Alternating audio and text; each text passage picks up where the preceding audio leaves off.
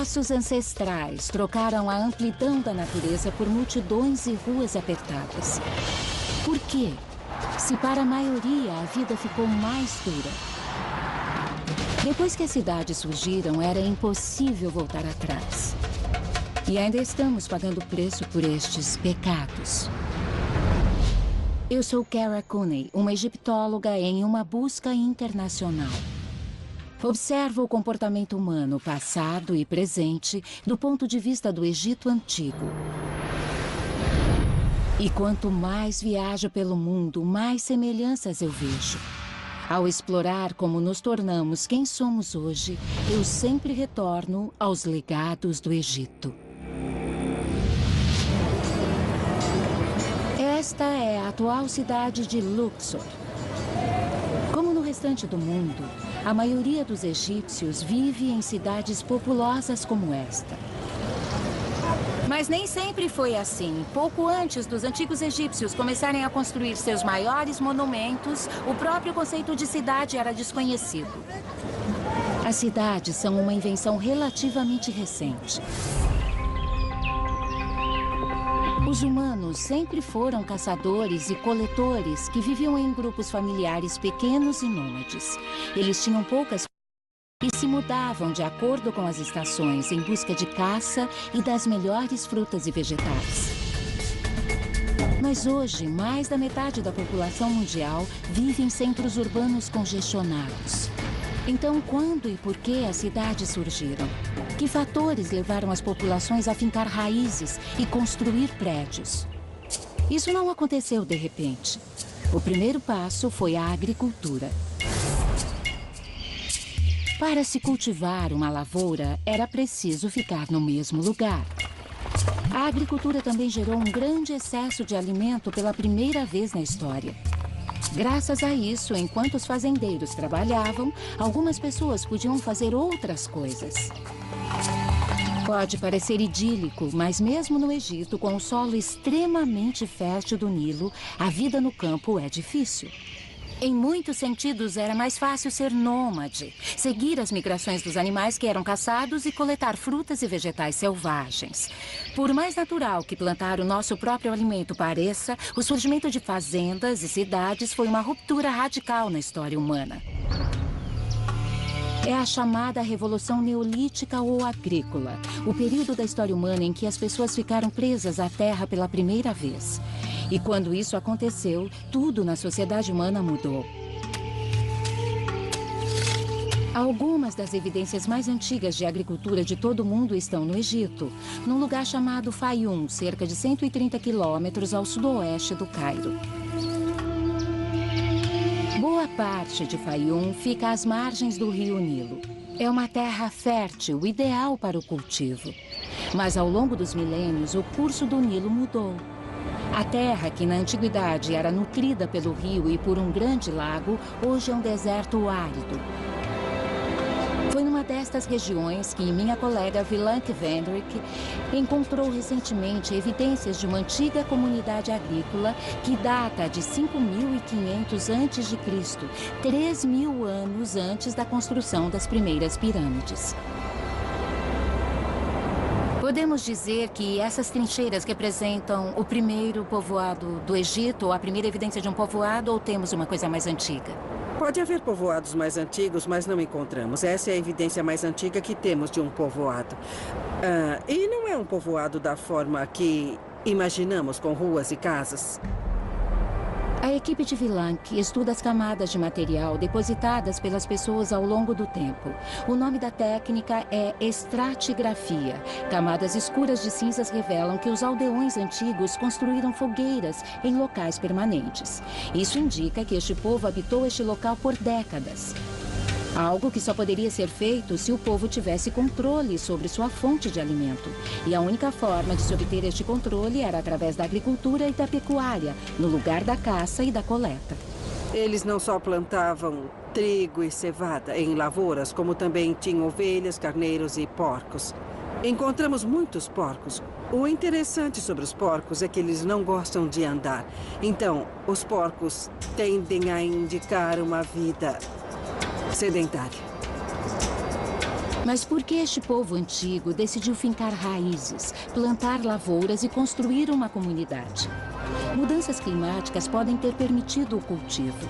E é possível que a agricultura tenha se tornado necessária para alimentar mais gente. Ou talvez alguns tenham concluído que ao cultivar e controlar alimentos, eles teriam poder sobre os outros. É difícil determinar com precisão o que causou o salto para a agricultura, mas qualquer que tenha sido a inspiração, este povoado parece ter sido ocupado por 500 anos. Então a vida devia ser boa. É muito fácil quando se sabe onde estão os recursos. É só escolher um lugar e ir até onde as coisas estão. Havia um lago maravilhoso, repleto de peixes. Então eles tinham uma rotina bastante equilibrada. Este é o povoado agrícola mais antigo já encontrado no Egito. Mas em outras partes do mundo, as comunidades começaram a surgir milhares de anos antes. No centro da Turquia foi erguida uma enorme estrutura protetora sobre uma das escavações arqueológicas mais importantes do mundo e o maior sítio neolítico já encontrado, o povoado de Çatalhöyük. As pessoas começaram a morar aqui quase 2000 anos antes de os primeiros fazendeiros surgirem às margens do Nilo. Çatalhöyük foi descoberta no final dos anos 1950. A arqueóloga Caris Eklund concordou em me mostrar este sítio incrível. São muitas camadas. Esse lugar foi habitado por bastante tempo. Vocês sabem quanto? Ele foi habitado por cerca de 1.400 anos. Os primeiros ocupantes datam de 7.400 a.C. e abandonaram o local por volta de 6.000 a.C. E de quantas pessoas estamos falando? Estimamos uma população entre 3 e 8.000 pessoas, que deve ter mudado ao longo do tempo. Então este sítio não apenas é o mais antigo, como também é muito maior do que o de Fayum, no Egito. Esta é uma das primeiras cidades do mundo. As casas de Çatalhöyük foram construídas com tijolos de barro ou adobe em formas retangulares. Travessas de madeira sustentavam telhados feitos de barro e junco. Cada construção tinha 1, 2 ou 3 cômodos, separados por paredes mais finas. Olhando para um lugar como esse, parece natural que as pessoas vivessem entre 4 paredes, mas de certa forma foi uma mudança radical para pessoas que antes eram livres, móveis e vagavam pelos campos e agora iam morar em espaços apertados. E as casas onde eles moravam eram muito diferentes das casas em que vivemos hoje. São muito menores para começar. Não há espaço entre as paredes que dividem as casas. Elas eram muito próximas. Às vezes dividiam paredes, às vezes eram separadas por centímetros. Então não há ruas. E achamos que eles se deslocavam pelos telhados. E entravam nas casas por buracos no teto. As casas deviam acomodar de 8 a 10 pessoas e ficavam coladas umas às outras, como numa colmeia. Os arqueólogos já descobriram 18 camadas de construções em Çatalhöyük, uma profundidade de quase 7 andares. Uma construção durava aproximadamente 80 anos. E quando as pessoas iam abandonar uma casa, elas passavam por um processo especial. Primeiro limpavam a casa toda, esfregavam o chão, esfregavam as paredes, desmontavam o teto, tiravam as travessas e derrubavam a parte de cima das paredes. Depois preenchiam cuidadosamente o resto da habitação com terra e erguiam a casa nova em cima dela. Os arqueólogos chegaram a encontrar 4 casas alinhadas exatamente em cima da anterior, com as paredes, fornos e lareiras exatamente no mesmo lugar. Então, nesta cidade antiga, há uma continuidade notável ao longo do tempo. Há diversas teorias sobre quem morou em Çatalhöyük. Alguns arqueólogos acreditam que eram todos fazendeiros, que trabalhavam nas planícies inundáveis que cercavam a cidade. Mas outros acreditam que pelo menos alguns dos moradores eram livres para se dedicar a outras atividades, já que a comida era abundante. Se pensarmos em todas as atividades de uma cidade moderna, igrejas, cemitérios, zonas industriais ou fábricas, residências, o que vemos em Çatalhöyük É tudo isso reunido num espaço só, o lar. Eles enterravam os mortos sob o piso, eles cozinhavam, comiam e viviam no salão principal. Então cada família vivia sua própria vida aglomerada nessa cidade. Isso, mas ao mesmo tempo há um certo equilíbrio, porque eles viviam numa comunidade com outras 5.000 pessoas. Para os moradores de Çatalhöyük, este estilo de vida trouxe novos desafios, como lidar com dejetos humanos, lixo e doenças. Em Çatalhöyük, na Turquia, os arqueólogos trabalham há anos para escavar estas habitações neolíticas. Algumas delas com mais de 9.000 anos de idade. Eles reconstruíram um dos lares antigos e o chamam de Casa Experimental. Pode descer, Caris. Ela nos dá uma ideia de como era a vida em uma das primeiras cidades do mundo.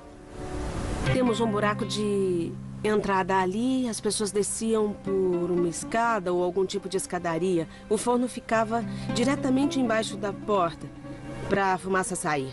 E a porta era a única fonte de ventilação e de luz, porque não encontramos evidências de janelas. E não é tão escuro, é bem iluminado. As paredes caiadas refletem a luz e criam uma sala bem clara. Casas como esta tinham pesados moinhos de pedra. Um indício claro de que estas pessoas dependiam de grãos e vagens. Alimentos que precisam ser processados antes de consumidos. Uma coisa interessante sobre a dieta é que cada casa tinha uma área de armazenamento. Então, eles estocavam e preparavam a própria comida. Este equipamento de moagem era necessário para que eles pudessem comer. Então, eles não podiam simplesmente ir embora, porque teriam que transportar tudo isso, que é muito pesado, são bens imóveis. Eles estavam comprometidos a ficar aqui. E podemos ver isso claramente nas obras de arte. Esta é uma réplica do original. Isso, é uma réplica de uma pintura. Ela já foi interpretada de diversas formas. Alguns dizem que isso aqui é um vulcão. Ele se chama Hassan Dağ e nos dias claros é possível vê-lo daqui. Algumas pessoas acham que é a erupção do vulcão e que esses blocos representam as casas de Çatalhöyük. Uma interpretação alternativa diz que é a pele de um leopardo, porque sabemos que eles eram muito importantes. Tudo indica que a vida em Çatalhöyük era eficiente e sem sobressaltos. Este povo antigo claramente aprendeu a viver bem no mesmo lugar e com outras famílias por um longo período. Mas com os primeiros grandes aglomerados humanos da história, surgiram uma série de consequências desagradáveis. Com uma população de 6.000 pessoas dividindo o mesmo espaço ano após ano, sem nunca se mudar para uma área mais limpa, a higiene era um grande problema. E embora os restos mortais não conservem muitos indícios, doenças infecciosas e parasitas, como solitárias e piolhos, deviam ser comuns. A mudança para as cidades foi um caminho perigoso. E quanto ao lixo, como lidavam com ele? Eles acumulavam o lixo aqui mesmo. Havia espaços entre as construções que hoje nós chamamos de estrumeiras ou áreas de descarte. É onde eles depositavam todo o lixo doméstico e os dejetos humanos. Então devia ser bem mal cheiroso. Provavelmente. Devia ser... Nós sempre pensamos nisso. Devia cheirar muito mal, devia atrair moscas, devia haver ratos vivendo nos pequenos espaços entre as casas. Levando em conta os aspectos negativos, como infecções, doenças e vermes, a vida num lugar apertado e populoso como Çatalhöyük parece ser um retrocesso. Então, como era a vida antes da Revolução Agrícola? Povoados fixos. Para saber, basta seguir uma cultura que ainda sobrevive da caça e da coleta. Restam poucos destes povos, e a maioria deles vive em lugares remotos e inacessíveis. Mas, felizmente, existem pessoas que conservam a memória deste estilo de vida em áreas bem mais próximas. No estado do Oregon, vivem as tribos do Planalto, o Matila, Caiús e o Walla Walla. Estes nativos americanos ainda praticam a caça e a coleta.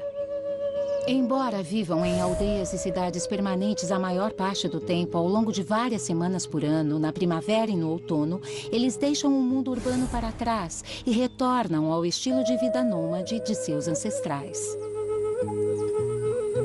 Brian Connor e Ken Hall são caçadores tribais. Por que as pessoas de ascendência indígena ainda tentam viver a moda antiga, caçando e coletando?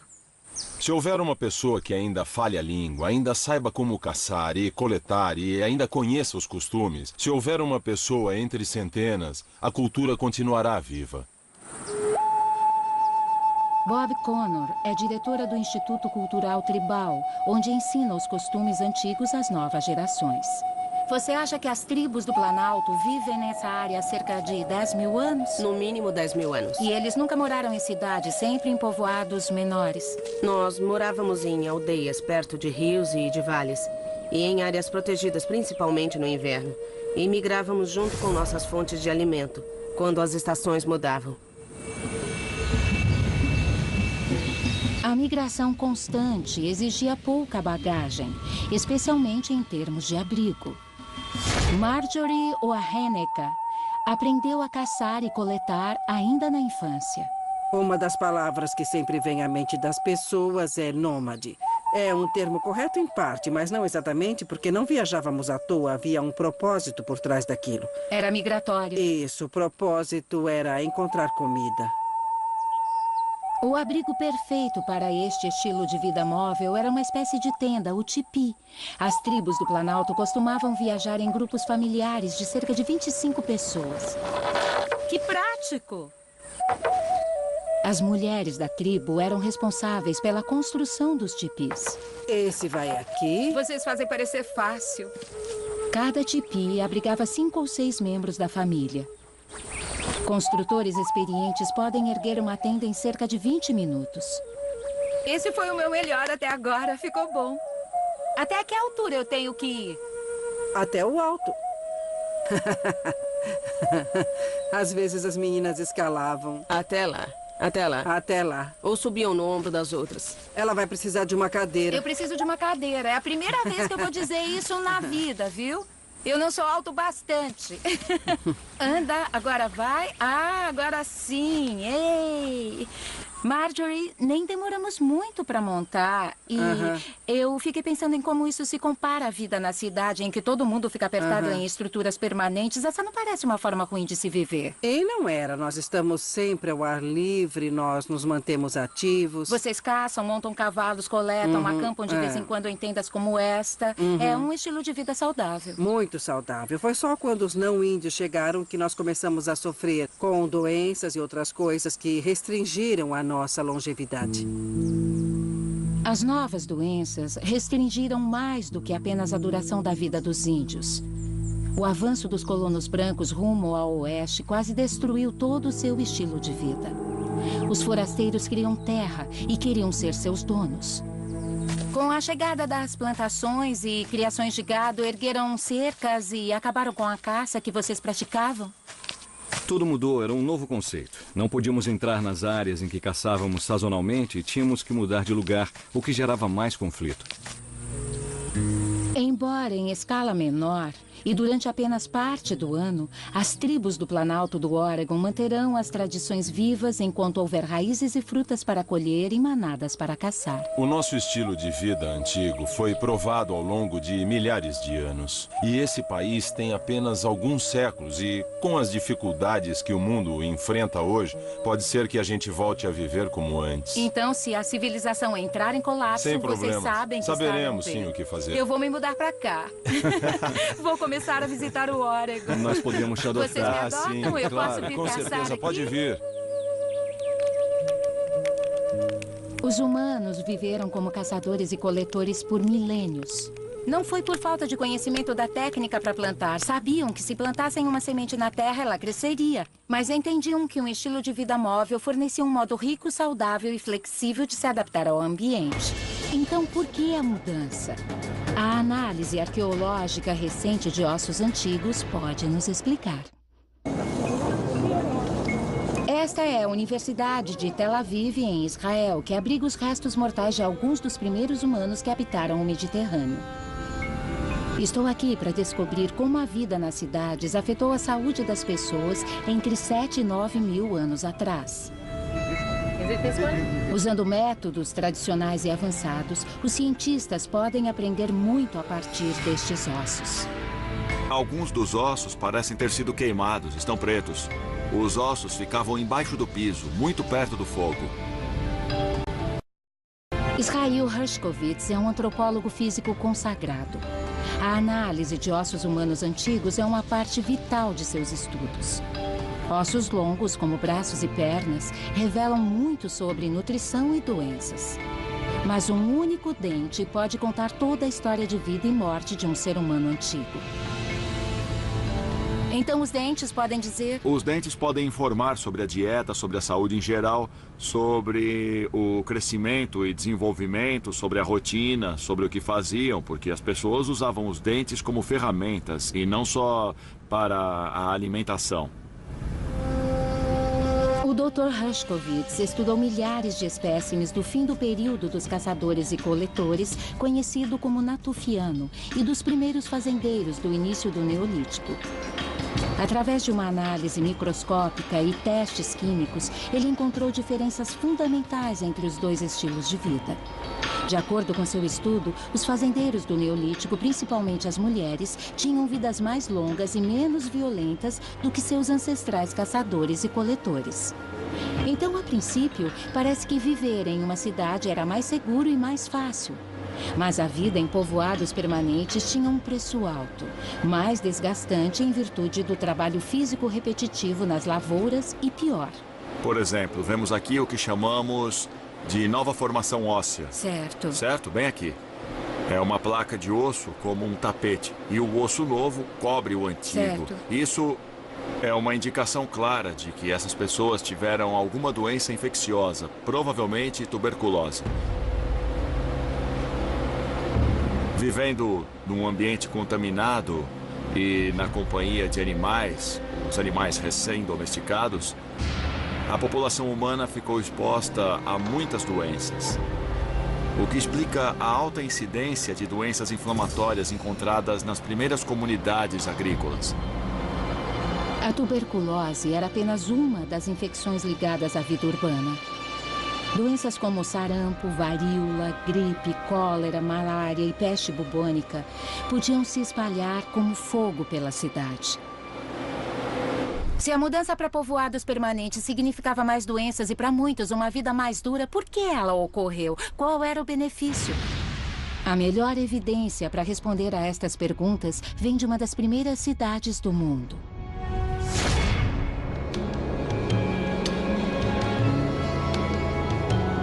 Esta é a atual cidade de Jericó. Hoje, cerca de 20 mil pessoas vivem aqui, no território palestino, próximo ao Mar Morto. Acredita-se que Jericó seja uma das cidades continuamente habitadas mais antigas da Terra, estabelecida há cerca de 10 mil anos, provavelmente antes do primeiro povoado de Çatalhöyük. Estou escalando um dos primeiros muros conhecidos da história. Ele tem 9 mil anos de idade e pode até ser mais velho. Pode não parecer muito, mas há 1 metro, talvez 1,5 metros abaixo do solo.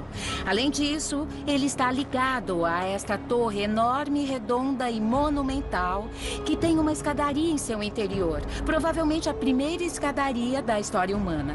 A maioria dos arqueólogos acredita que uma muralha e uma torre como estas só podem ter sido erguidas para defesa. Nas cidades havia algo a ser defendido: suprimentos de comida e todas as comodidades de uma vida sedentária. Pela primeira vez na história, as pessoas tinham uma coisa além de si mesmas e de suas famílias para proteger. Jericó era uma comunidade neolítica vibrante e movimentada. Os arqueólogos acreditam que cada lar havia acumulado bens de valor ao longo das temporadas, mantimentos como grãos e óleo e objetos fabricados. E eles tinham que ser defendidos. Os moradores faziam cestas, criavam tecidos em teares e transformavam a pele dos animais em couro. Outros moíam grãos ou assavam pão, uma das tarefas mais árduas e demoradas num lar antigo. Exatamente por ser uma comunidade rica em recursos, as enormes muralhas que cercavam Jericó devem ter sido construídas para proteger estes valiosos bens. Quando os caçadores e coletores encontravam problemas, podiam simplesmente ir embora.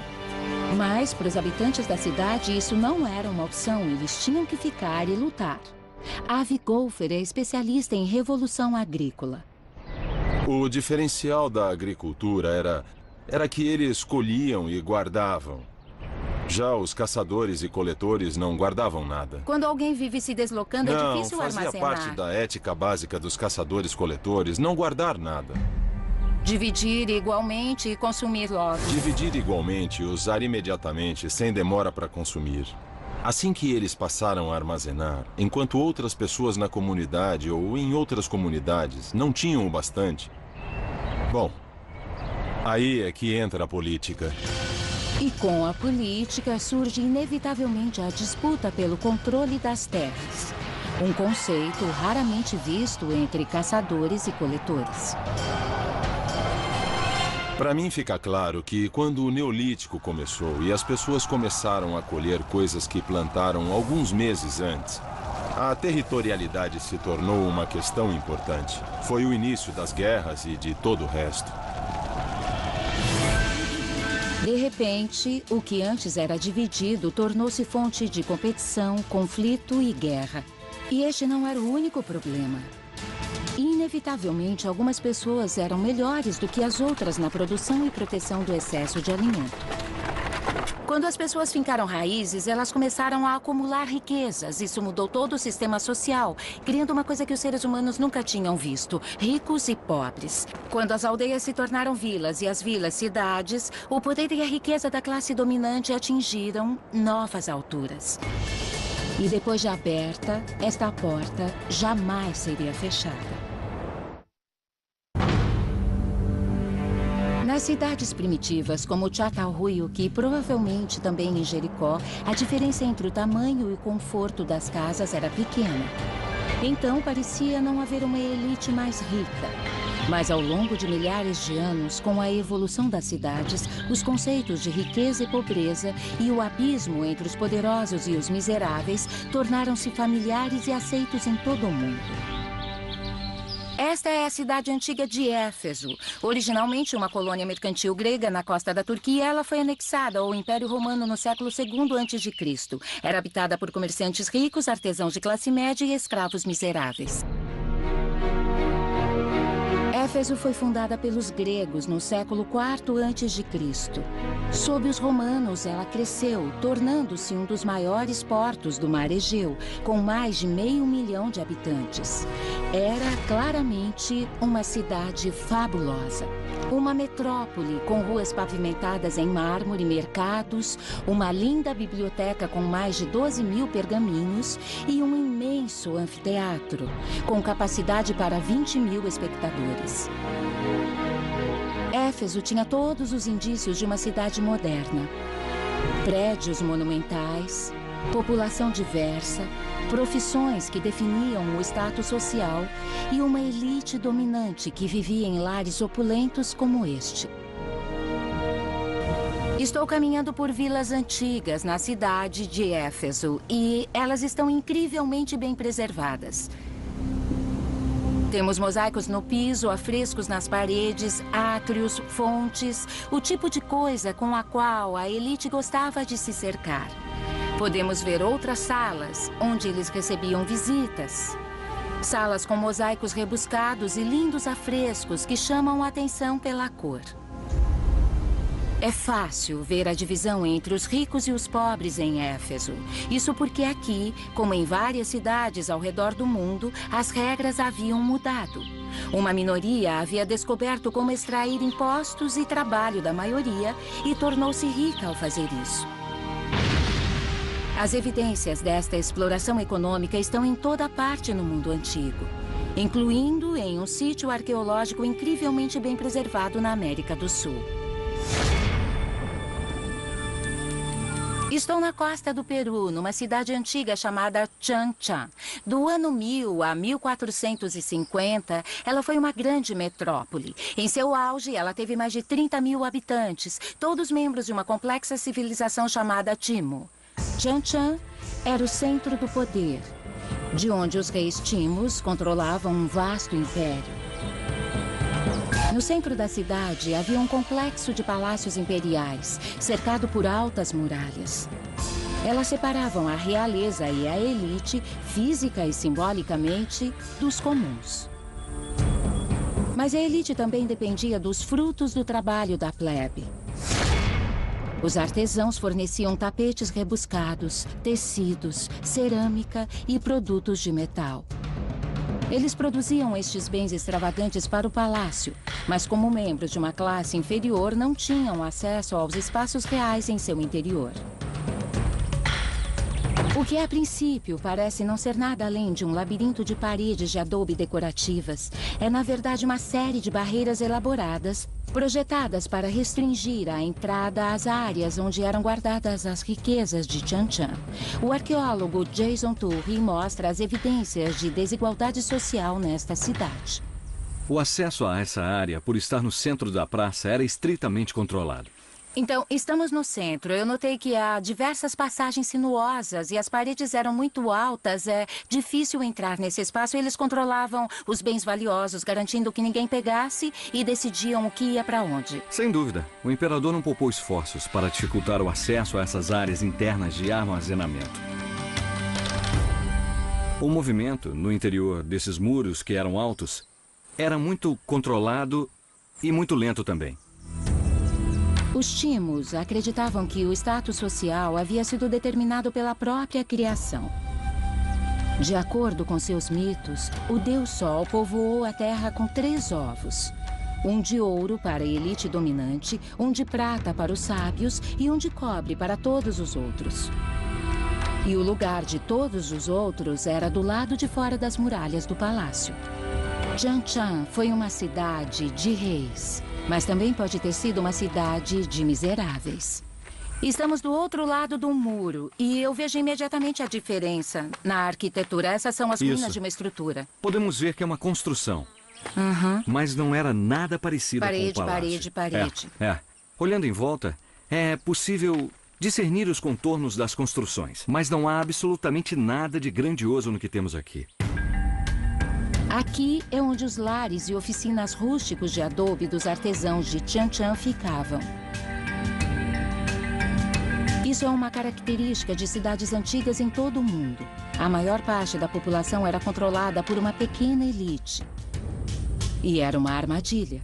Essas pessoas não viviam tão bem quanto aquelas, mas o que elas podiam fazer? Estavam presas a essa cidade e não tinham mais para onde ir. Certo. Após um certo ponto, restam poucas opções para se escapar de um sistema como esse. Um sistema de separação social e separação econômica extremas. Muita gente deve pensar eles deviam voltar a ser caçadores e coletores, já que todos eram iguais, mas isso não era uma coisa que eles podiam simplesmente fazer porque a memória de como caçar ou colher já tinha sido extinta. Isso. Impérios regionais como Timo surgiram em diversas partes do Novo Mundo, com uma elite que se considerava invencível. Mas era apenas uma ilusão. Às vezes, seu poder e alcance eram surpreendentemente frágeis.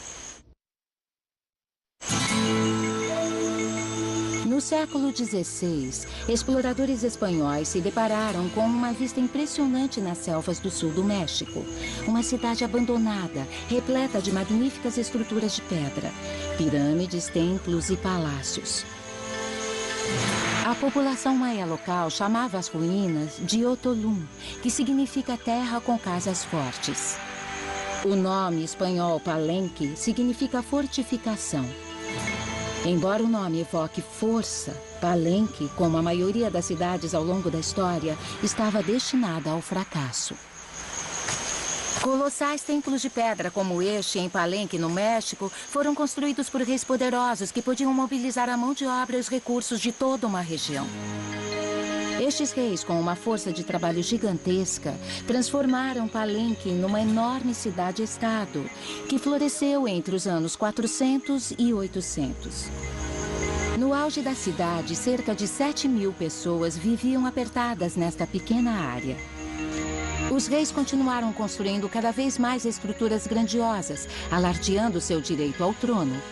Mapeamentos recentes identificaram quase 1.500 construções, e os arqueólogos dizem ter revelado apenas uma fração da grande cidade cerimonial. Por 5 séculos, as terras cultivadas e selvagens ao redor de Palenque forneceram alimento e recursos o bastante para que a cidade crescesse e sua população prosperasse. A localização era boa. O arqueólogo Benito Venegas estuda Palenque. Há 5 rios que cortam Palenque, então havia água suficiente para consumo humano. E ao norte há uma grande parede, é um penhasco, e atrás uma montanha. É uma proteção natural, Sim, é uma área proteção segura. natural, é isso. Mas algo deu errado. Como em praticamente todas as cidades antigas do mundo, a estrutura de poder entrou em colapso e os prédios se transformaram em ruínas. Palenque foi abandonada em menos de 100 anos. No ano 900, a selva já havia começado a tomar conta da cidade grandiosa. Qual foi a causa desta queda apocalíptica? Antes da construção dos templos, eles começaram a cortar todas as árvores ao redor de Palenque. As árvores eram usadas como combustível na fabricação de estuque para revestir as enormes construções de pedra. 1 tonelada de estuque exigia a queima de 3 toneladas de lenha. A madeira era abundante, mas apenas por algum tempo. Quando a demanda superou a produção, a floresta ao redor de Palenque desapareceu. E sem as raízes para sustentá-lo, o solo da selva logo erodiu. E sem as árvores não havia solo bastante para que o milho e o feijão crescessem direito. Com o aumento da competição por recursos, Palenque foi tomada pela guerra. E também há evidências de uma seca devastadora no século IX. Hoje, acredita-se que a morte desta cidade, como a de cidades antigas em todo o mundo, se deveu à expansão além de seus recursos naturais. Quando uma cidade cresce muito e rápido demais, o colapso é inevitável.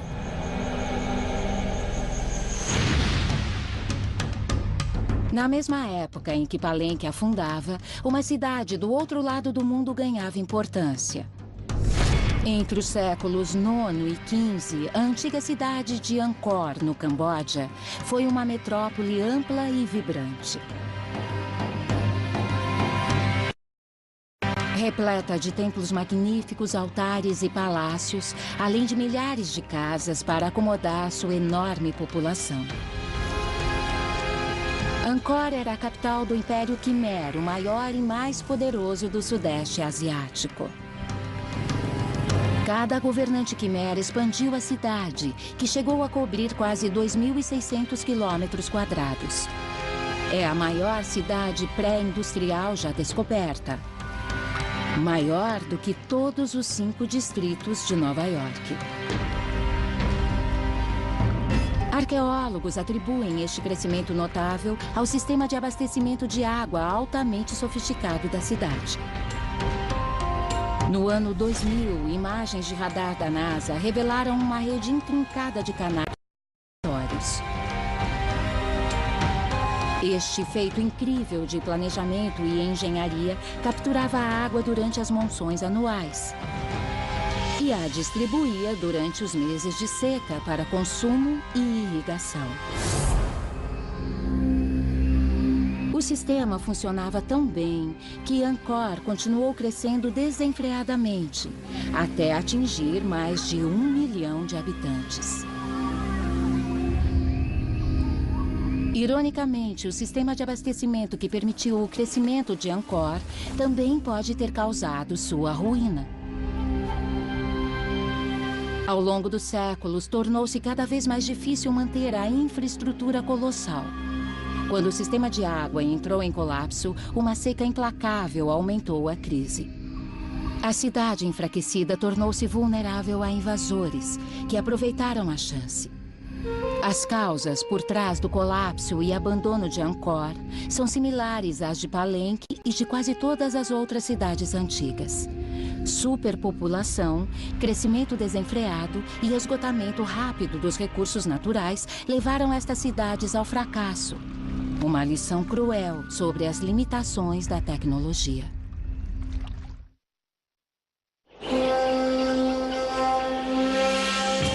Ao longo dos últimos 10 mil anos, as cidades se transformaram de simples aglomerados de casas de barro em complexas teias de concreto e ar. Nosso estilo de vida moderno parece inabalável. Mas, desde o início da Revolução Agrícola, incontáveis cidades cederam sob o próprio peso. Os mesmos problemas ainda assombram todas as cidades do mundo atualmente. Com as populações metropolitanas em expansão contínua, o crime, a exploração e a subnutrição ainda dominam o cenário urbano. A divisão entre ricos e pobres era óbvia em cidades antigas como Éfeso ou Changchun. E também é óbvia nas cidades modernas. Parece até que a natureza das cidades é reunir as pessoas em espaços grandes e apertados e depois dividi-las de acordo com etnia, ocupação, religião e status. Jerusalém é uma destas cidades, onde uma população altamente concentrada, porém dividida, compete por recursos limitados. Nimrod Luz estuda estes conflitos em Jerusalém há mais de 20 anos. Esse é o bairro cristão. E o bairro muçulmano fica aqui. Estas comunidades distintas vivem muito próximas às outras, ombro a ombro. Esse é o bairro judeu reformado. E para terminar, esse é o pequeno bairro armênio. É nesse espaço que nós vivemos. Nimrod acredita que os problemas gerados por esta aglomeração são típicos de qualquer cidade. É estonteante, eu não conseguiria encontrar o caminho aqui. Então, além de me sentir perdida, eu estou confusa, porque há tantas camadas de religião, de etnia Eu acho que a palavra-chave é estonteante. Há pessoas com quem não falamos, há comunidades que não sabemos como funcionam, onde fazem compras. Quando pessoas diferentes não se misturam, não sabem como reagir uma a outra, elas optam pela indiferença. Todos os aspectos da interação social são intensificados na panela de pressão das cidades. Eu diria que a diferença entre as comunidades pastorais e as urbanas é o que está em jogo. Nas comunidades urbanas há muito mais em jogo. As coisas são mais complexas e mais elaboradas. Profundas. Mais profundas, é. O ser humano moderno existe há centenas de milhares de anos. Mas só começamos a viver em cidades há menos de 10 mil anos. Quase todas as cidades da antiguidade foram arruinadas e foram substituídas. Temos mais cidades e cidades maiores e não há um fim à vista. Os problemas urbanos de saneamento, doenças e abastecimento de água foram neutralizados por avanços na medicina e na engenharia, permitindo que a população mundial explodisse. Mas estaríamos à beira de uma nova onda de colapsos urbanos? A Terra nunca teve uma população humana tão grande. São quase 7 bilhões de pessoas, a maioria vivendo em cidades. A água potável é cada vez mais escassa. Doenças infecciosas fatais estão se alastrando. A competição por petróleo, árvores e espaço tornou-se feroz. A violência está aumentando. A vida na cidade seria apenas uma fase passageira? Versão brasileira Vox Mundi.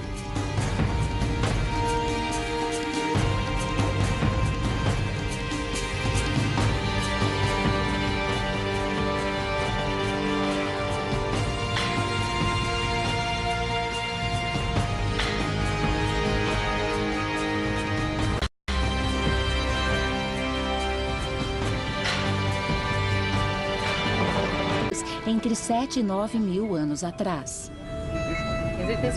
Usando métodos tradicionais e avançados, os cientistas podem aprender muito a partir destes ossos. Alguns dos ossos parecem ter sido queimados, estão pretos. Os ossos ficavam embaixo do piso, muito perto do fogo. Israel Hershkovitz é um antropólogo físico consagrado. A análise de ossos humanos antigos é uma parte vital de seus estudos. Ossos longos, como braços e pernas, revelam muito sobre nutrição e doenças. Mas um único dente pode contar toda a história de vida e morte de um ser humano antigo. Então os dentes podem dizer... Os dentes podem informar sobre a dieta, sobre a saúde em geral, sobre o crescimento e desenvolvimento, sobre a rotina, sobre o que faziam, porque as pessoas usavam os dentes como ferramentas e não só para a alimentação. O Dr. Hershkovitz estudou milhares de espécimes do fim do período dos caçadores e coletores, conhecido como Natufiano, e dos primeiros fazendeiros do início do Neolítico. Através de uma análise microscópica e testes químicos, ele encontrou diferenças fundamentais entre os dois estilos de vida. De acordo com seu estudo, os fazendeiros do Neolítico, principalmente as mulheres, tinham vidas mais longas e menos violentas do que seus ancestrais caçadores e coletores. Então, a princípio, parece que viver em uma cidade era mais seguro e mais fácil. Mas a vida em povoados permanentes tinha um preço alto, mais desgastante em virtude do trabalho físico repetitivo nas lavouras e pior. Por exemplo, vemos aqui o que chamamos de nova formação óssea. Certo. Certo? Bem aqui. É uma placa de osso como um tapete. E o osso novo cobre o antigo. Certo. Isso é uma indicação clara de que essas pessoas tiveram alguma doença infecciosa, provavelmente tuberculose. Vivendo num ambiente contaminado e na companhia de animais, os animais recém-domesticados, a população humana ficou exposta a muitas doenças, o que explica a alta incidência de doenças inflamatórias encontradas nas primeiras comunidades agrícolas. A tuberculose era apenas uma das infecções ligadas à vida urbana. Doenças como sarampo, varíola, gripe, cólera, malária e peste bubônica podiam se espalhar como fogo pela cidade. Se a mudança para povoados permanentes significava mais doenças e, para muitos, uma vida mais dura, por que ela ocorreu? Qual era o benefício? A melhor evidência para responder a estas perguntas vem de uma das primeiras cidades do mundo. O mundo enfrenta hoje, pode ser que a gente volte a viver como antes. Então, se a civilização entrar em colapso, Sem vocês problema. sabem que Saberemos estarão sim bem. o que fazer. Eu vou me mudar para cá. Vou começar a visitar o Oregon. Nós podemos te adotar. Vocês me adotam? sim, Eu posso claro, vir com caçar certeza, aqui? pode vir. Os humanos viveram como caçadores e coletores por milênios. Não foi por falta de conhecimento da técnica para plantar. Sabiam que se plantassem uma semente na terra, ela cresceria. Mas entendiam que um estilo de vida móvel fornecia um modo rico, saudável e flexível de se adaptar ao ambiente. Então, por que a mudança? A análise arqueológica recente de ossos antigos pode nos explicar. Esta é a Universidade de Tel Aviv, em Israel, que abriga os restos mortais de alguns dos primeiros humanos que habitaram o Mediterrâneo. Estou aqui para descobrir como a vida nas cidades afetou a saúde das pessoas entre 7 e 9 mil anos atrás. Usando métodos tradicionais e avançados, os cientistas podem aprender muito a partir destes ossos. Alguns dos ossos parecem ter sido queimados, estão pretos. Os ossos ficavam embaixo do piso, muito perto do fogo. Israel Hershkovitz é um antropólogo físico consagrado. A análise de ossos humanos antigos é uma parte vital de seus estudos. Ossos longos, como braços e pernas, revelam muito sobre nutrição e doenças. Mas um único dente pode contar toda a história de vida e morte de um ser humano antigo. Então os dentes podem dizer... Os dentes podem informar sobre a dieta, sobre a saúde em geral, sobre o crescimento e desenvolvimento, sobre a rotina, sobre o que faziam, porque as pessoas usavam os dentes como ferramentas e não só para a alimentação. O Dr. Hershkovitz estudou milhares de espécimes do fim do período dos caçadores e coletores, conhecido como Natufiano, e dos primeiros fazendeiros do início do Neolítico. Através de uma análise microscópica e testes químicos, ele encontrou diferenças fundamentais entre os dois estilos de vida. De acordo com seu estudo, os fazendeiros do Neolítico, principalmente as mulheres, tinham vidas mais longas e menos violentas do que seus ancestrais caçadores e coletores. Então, a princípio, parece que viver em uma cidade era mais seguro e mais fácil. Mas a vida em povoados permanentes tinha um preço alto, mais desgastante em virtude do trabalho físico repetitivo nas lavouras e pior. Por exemplo, vemos aqui o que chamamos de nova formação óssea. Certo. Certo? Bem aqui. É uma placa de osso como um tapete. E o osso novo cobre o antigo. Certo. Isso é uma indicação clara de... Trata de templos magníficos, altares e palácios, além de milhares de casas para acomodar sua enorme população. Angkor era a capital do Império Khmer, o maior e mais poderoso do Sudeste Asiático. Cada governante Khmer expandiu a cidade, que chegou a cobrir quase 2.600 quilômetros quadrados. É a maior cidade pré-industrial já descoberta. Maior do que todos os 5 distritos de Nova York. Arqueólogos atribuem este crescimento notável ao sistema de abastecimento de água altamente sofisticado da cidade. No ano 2000, imagens de radar da NASA revelaram uma rede intrincada de canais. Este feito incrível de planejamento e engenharia capturava a água durante as monções anuais e a distribuía durante os meses de seca para consumo e irrigação. O sistema funcionava tão bem que Angkor continuou crescendo desenfreadamente, até atingir mais de 1 milhão de habitantes. Ironicamente, o sistema de abastecimento que permitiu o crescimento de Angkor também pode ter causado sua ruína. Ao longo dos séculos, tornou-se cada vez mais difícil manter a infraestrutura colossal. Quando o sistema de água entrou em colapso, uma seca implacável aumentou a crise. A cidade enfraquecida tornou-se vulnerável a invasores, que aproveitaram a chance. As causas por trás do colapso e abandono de Angkor são similares às de Palenque e de quase todas as outras cidades antigas. Superpopulação, crescimento desenfreado e esgotamento rápido dos recursos naturais levaram estas cidades ao fracasso. Uma lição cruel sobre as limitações da tecnologia.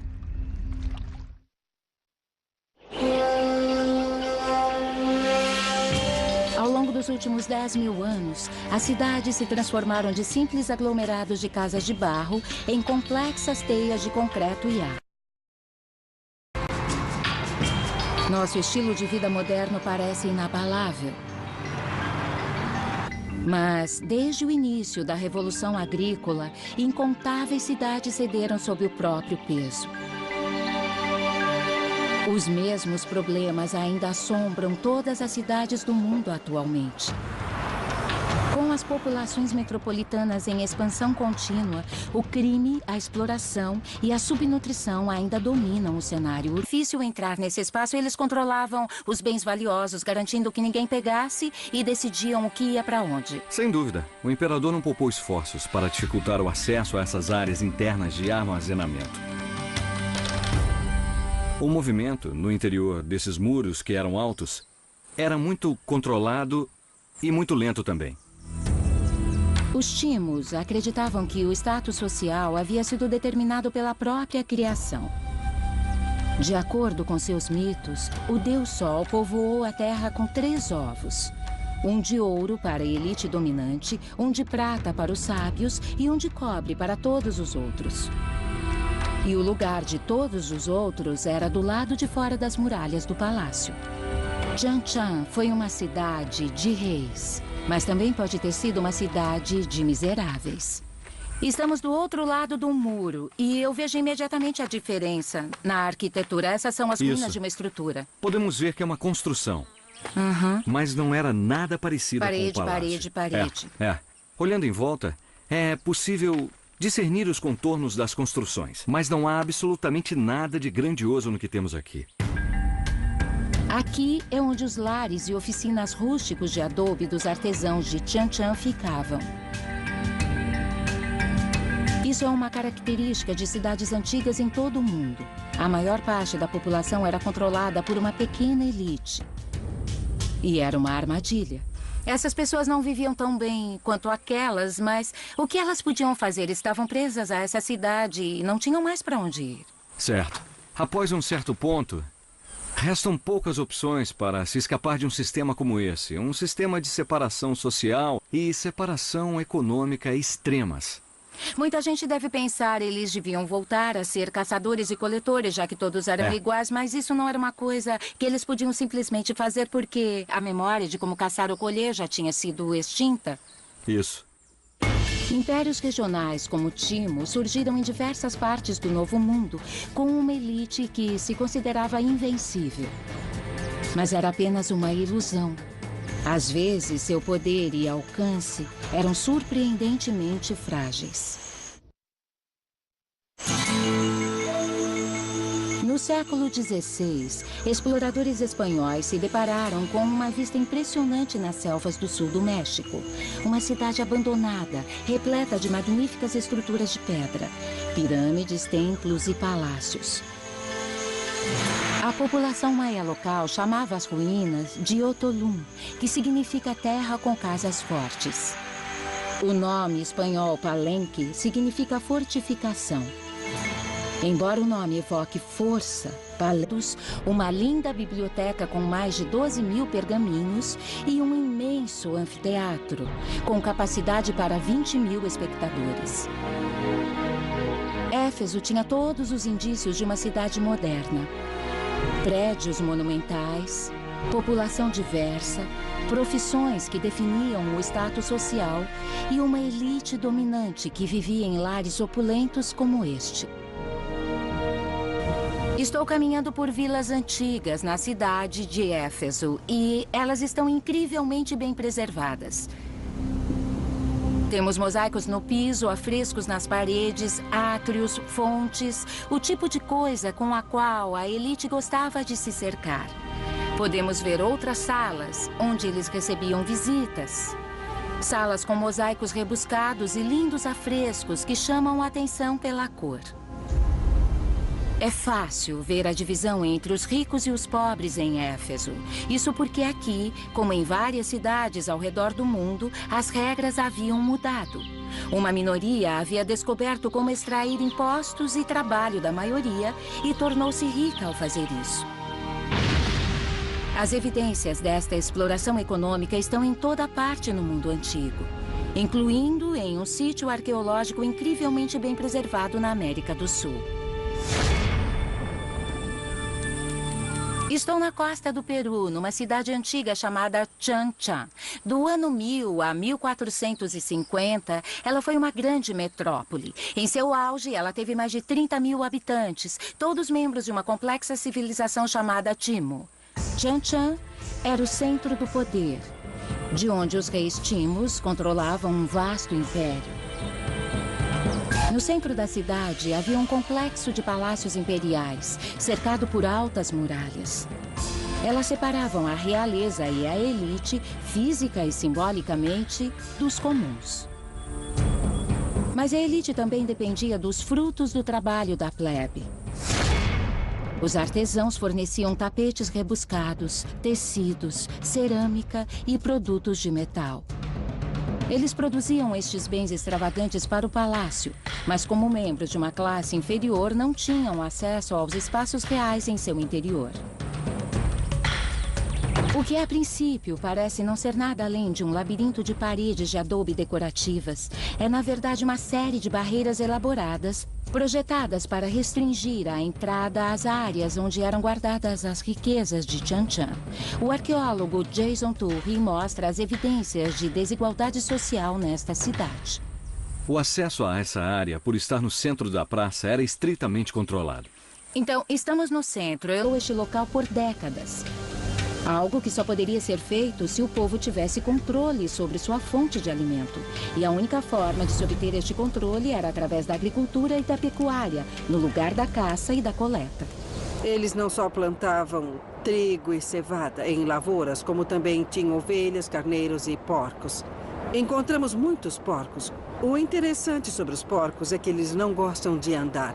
Então, os porcos tendem a indicar uma vida sedentária. Mas por que este povo antigo decidiu fincar raízes, plantar lavouras e construir uma comunidade? Mudanças climáticas podem ter permitido o cultivo.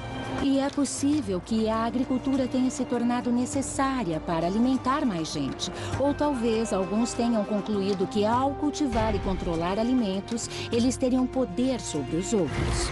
É difícil determinar com precisão o que causou o salto para a agricultura, mas qualquer que tenha sido a inspiração, este povoado parece ter sido ocupado por 500 anos. Então a vida devia ser boa. É muito fácil quando se sabe onde estão os recursos. É só escolher um lugar e ir até onde as coisas estão. Havia um lago maravilhoso, repleto de peixes. Então eles tinham uma rotina bastante equilibrada. Este é o povoado agrícola mais antigo já encontrado no Egito. Mas em outras partes do mundo, as comunidades começaram a surgir milhares de anos antes. No centro da Turquia foi erguida uma enorme estrutura protetora sobre uma das escavações arqueológicas mais importantes do mundo e o maior sítio neolítico já encontrado, o povoado de Çatalhöyük. As pessoas começaram a morar aqui quase 2000 anos antes de os primeiros fazendeiros surgirem às margens do Nilo. Çatalhöyük foi descoberta no final dos anos 1950. A arqueóloga Carrie Eklund concordou em me mostrar este sítio incrível. São muitas camadas. Esse lugar foi habitado por bastante tempo. Vocês sabem quanto? Ele foi habitado por cerca de 1.400 anos. Os primeiros ocupantes datam de 7.400 a.C. e abandonaram o local por volta de 6.000 a.C. E de quantas pessoas estamos falando? Estimamos uma população entre 3 e 8.000 pessoas, que deve ter mudado ao longo do tempo. Então este sítio não apenas é o mais antigo, como também é muito maior do que o de Fayum, no Egito. Esta é uma das primeiras cidades do mundo. As casas de Çatalhöyük foram construídas com tijolos de barro ou adobe. Angkor, no Camboja, foi uma metrópole ampla e vibrante. Repleta de templos magníficos, altares e palácios, além de milhares de casas para acomodar sua enorme população.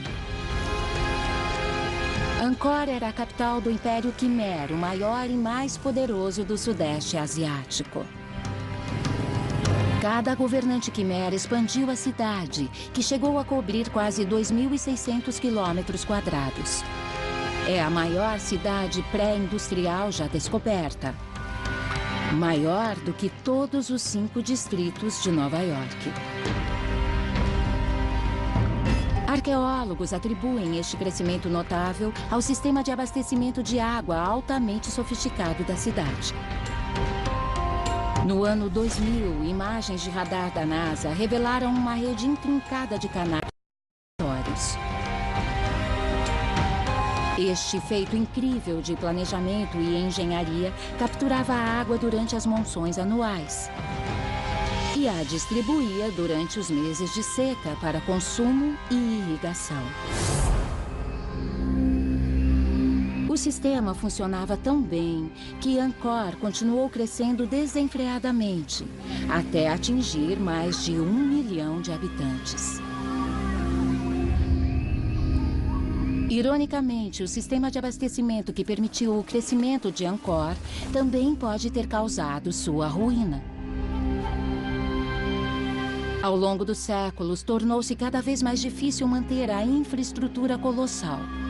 Quando o sistema de água entrou em colapso, uma seca implacável aumentou a crise. A cidade enfraquecida tornou-se vulnerável a invasores, que aproveitaram a chance. As causas por trás do colapso e abandono de Angkor são similares às de Palenque e de quase todas as outras cidades antigas. Superpopulação, crescimento desenfreado e esgotamento rápido dos recursos naturais levaram estas cidades ao fracasso. Uma lição cruel sobre as limitações da tecnologia.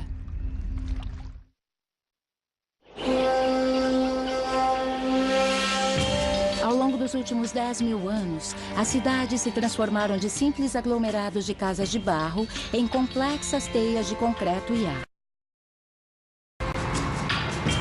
Nosso estilo de vida moderno parece inabalável. Mas, desde o início da Revolução Agrícola, incontáveis cidades cederam sob o próprio peso. Os mesmos problemas ainda assombram todas as cidades do mundo atualmente. E dos primeiros fazendeiros do início do Neolítico. Através de uma análise microscópica e testes químicos, ele encontrou diferenças fundamentais entre os dois estilos de vida. De acordo com seu estudo, os fazendeiros do Neolítico, principalmente as mulheres, tinham vidas mais longas e menos violentas do que seus ancestrais caçadores e coletores. Então, a princípio, parece que viver em uma cidade era mais seguro e mais fácil.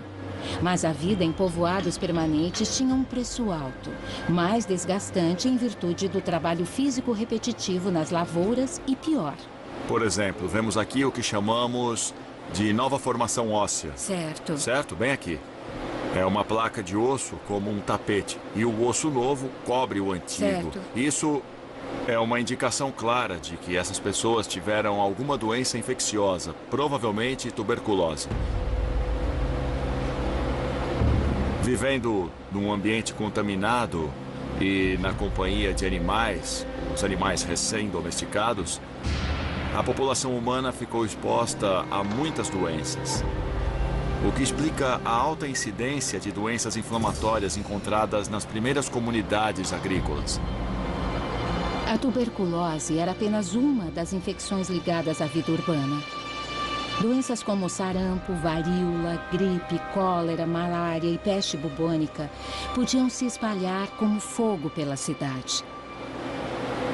Se a mudança para povoados permanentes significava mais doenças e, para muitos, uma vida mais dura, por que ela ocorreu? Qual era o benefício? A melhor evidência para responder a estas perguntas vem de uma das primeiras cidades do mundo.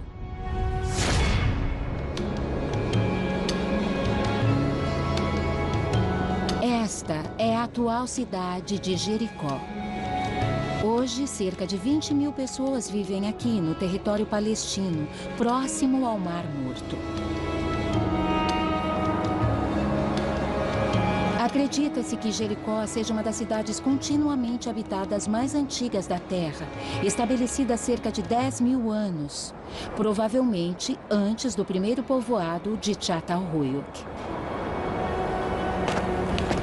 Estou escalando um dos primeiros muros conhecidos da história. Ele tem 9.000 anos de idade e pode até ser mais velho. Pode não parecer muito, mas há 1 metro, talvez 1,5 metro abaixo do solo. Além disso, ele está ligado a esta torre enorme, redonda e monumental, que tem uma escadaria em seu interior. Provavelmente a primeira escadaria da história humana. A maioria dos arqueólogos acredita que uma muralha e uma torre como estas só podem ter sido erguidas para defesa.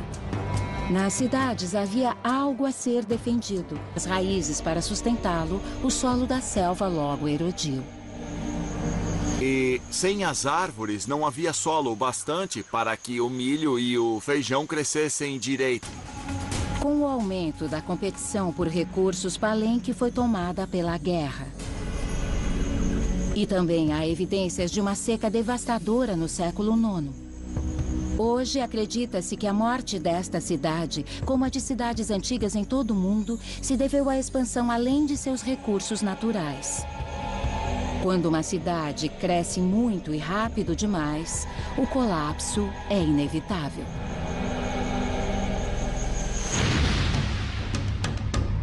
Na mesma época em que Palenque afundava, uma cidade do outro lado do mundo ganhava importância.